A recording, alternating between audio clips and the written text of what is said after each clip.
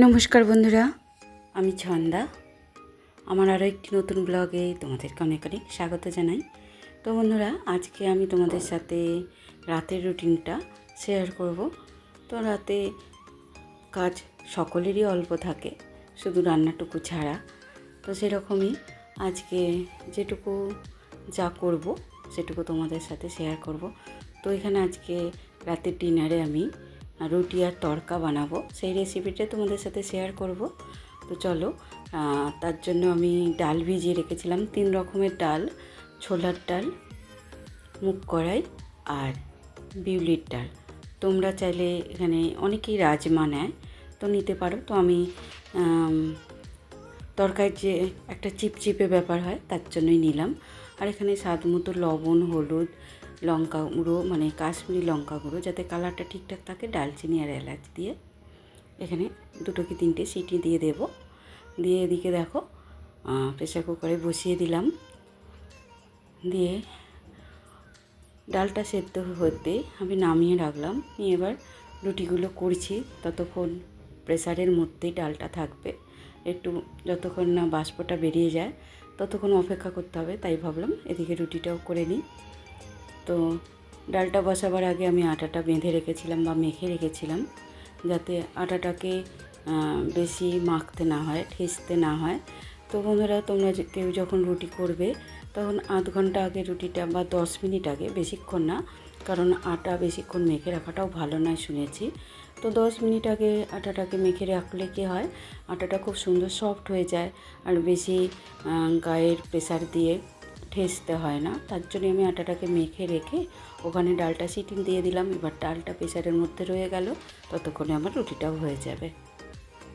তো এইভাবে কাজগুলো একটু ভেবে আর গুছিয়ে করলে কিন্তু, একা হাতে কাজ করলেও কিন্তু অনেকটা সুবিধা হয় আর কি।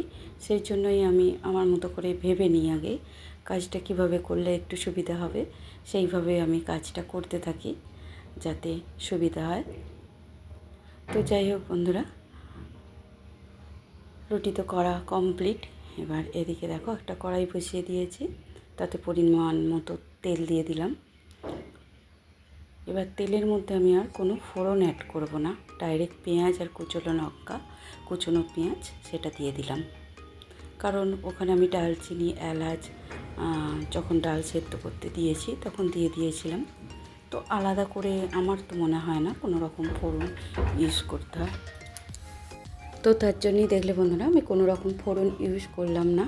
আর বাড়িতে এভাবে তড়কা বানালে খুবই ভালো লাগে খেতে।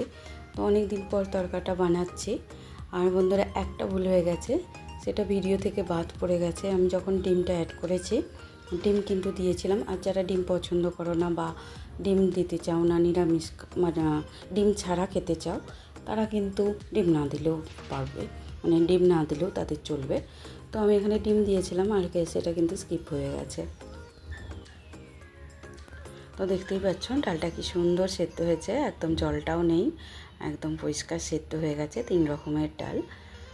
তো এখানে আমার পেঁয়াজটা ভাজা ভাজা হয়ে যেতে আমি এখানে আদা রসুনের পেস্টটাও দিয়ে দিলাম। বেশ সুন্দর করে এবার কষিয়ে নেব। তারপর যে সমস্ত গুঁড়ো মশলাগুলো দিতে লাগে, মানে জিরে গুঁড়ো, গরম মশলার গুঁড়ো, ধনে গুঁড়ো, এগুলো অল্প করে দিলাম। আর তড়কা মশলা থাকলে বাড়িতে অবশ্যই দেবে, এতে ফ্লেভারটা কিন্তু দারুণ আসবে। তো আমার কাছে টমেটো ছিল না বলে আমি একটু টমেটো সস দিলাম, কিন্তু কুচনো টমেটো দিলেই ভালো। আর অনেকে টমেটো দিতে চায় না বা দেওয়া লাগে না, তো না দিলেও চলবে। তো টমেটোটা অপশনাল, তো সামান্য একটুখানি টমেটো সস দিলে ভালোই লাগে টেস্টটা। আর এতে যেটা মেন জিনিস সেটা হচ্ছে কসুরি মেথি। এটা কিন্তু স্কিপ করলে চলবে না, তাহলে কিন্তু তরকার যে ফ্লেভার সেটা আসবেই না। তো তড়কা মশলা আর কসুরি মেথি এই দুটো কিন্তু অবশ্যই অ্যাড করতে হবে, তবে কিন্তু তরকার যে অরিজিনাল ফ্লেভার সেটা আসবে। তো আমি অনেকে এইভাবে কষতে কষতে এর উপরেই কাঁচা ডিমটাকে দিয়ে নাড়তে নাড়তে কিন্তু সুন্দরভাবে ডিমটাও এর সাথে অ্যাড হয়ে যাবে। আবার অনেকে আলাদাভাবে ভেজে রেখে ছড়িয়ে দিতে পারো। তো যেটা যার মতো চয়েস আর কি, যে যার মতো চয়েস সেরকম করতে পারো। তো আমি এই পর্যায়ে ডিমটা দিয়েছিলাম, দিয়ে নাড়তে নাড়তে একদম ডিমটা কিন্তু তরকার সাথে মিশে গিয়েছিল। তো দেখো বন্ধুরা, আমার তরকা রেডি। তো রুটি তরকারি করে রাত্রের যে কাজটা থাকে সেটা হচ্ছে গ্যাস পরিষ্কার করা।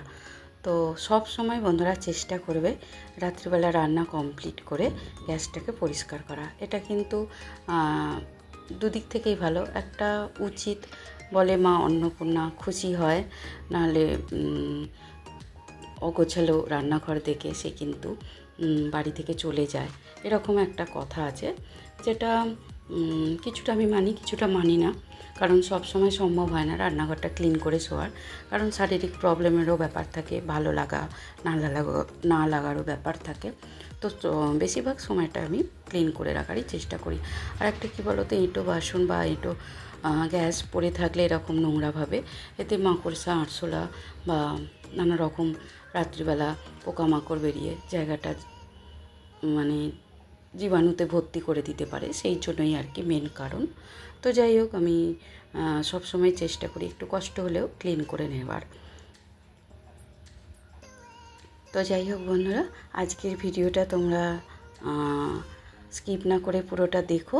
আর যাদের এতক্ষণ পর্যন্ত যারা দেখলে তাদেরকে অনেক ধন্যবাদ। তো বন্ধুরা, যদি তোমাদের আজকের ভিডিওটা কোথাও একটু ভালো লাগে একটা লাইক কমেন্ট করো। আর যারা চ্যানেলে নতুন আছো তারা চ্যানেলটা সাবস্ক্রাইব করে আমার প্লিজ পাশে থেকো। আর যারা অলরেডি আছো তাদেরকে অনেক ধন্যবাদ, অনেক অনেক ভালোবাসা। তো দেখো বন্ধুরা, আমি ক্লিন করে পরিষ্কার করে জানলা ফানলা বন্ধ করে দিয়ে গ্যাসের উপরে একটা পাতলা কাপড় ঢাকা দিলাম, যাতে গ্যাসটা পরিষ্কার থাকে, ওর উপরে কিছু না পড়ে। তারপরেই চলে এলাম একটু থালাটা সাজিয়ে নিতে। তো বন্ধুরা, রাত্রিবেলা এরকম তরকা রুটি খেতে কার কার ভালো লাগে একটু কমেন্ট করে জানিও প্লিজ। আর আমাদের তো মাঝে মাঝে হয়, মানে খুব কমই হয়, কারণ নানা রকম করার চেষ্টা করি। আর বেশিরভাগ দিন সকালের কিছু করা থাকে সেটা দিয়ে হয়ে যায়, যেদিন থাকে না সেদিন চেষ্টা করি অন্যান্য কিছু প্রিপারেশন করা। তো আজকে অনেক দিন পরেই করলাম তরকাটা, কারণ ডালের প্রিপারেশান তো মাঝে মাঝেই হয়ে থাকে। তো যাই হোক বন্ধুরা, তোমাদের সাথে কথা বলতে বলতে আজকের ভিডিওটা তাহলে এখানেই শেষ করলাম। দেখা হবে তোমাদের সাথে খুব শীঘ্রই নতুন আরও একটা ব্লগে আর একটা ভিডিওতে। ততক্ষণের জন্য সকলে খুব ভালো থেকো, সুস্থ থেকো, টাটা।